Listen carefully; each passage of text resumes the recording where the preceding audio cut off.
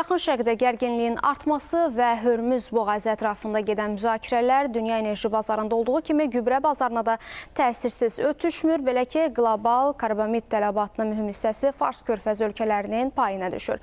Məlumatlara görə karbamid ixracının 45%-i Hörmüz boğazı vasitəsilə daşınır.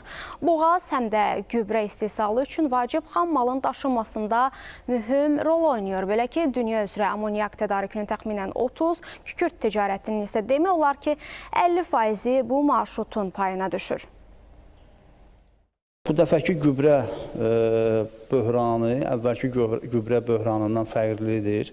Daha belə deyək ki, negativ təsirləri vardır. Çünki əvvəlki gübrə böhranı 2022-ci ildə baş vermiş gübrə böhranı Misir və Səudiyyə Ərəbistanı kompensasiya edirdisə, indi vəziyyət daha da pisdir. Çünki indi həm istehsal dayanmışdır, həm də daşınma deməli şirkətləri gəmilərini Hörmüz boğazından keçirdə bilmirlər və bu da təbii ki, fəlakətin miqyasını daha da böyüdür.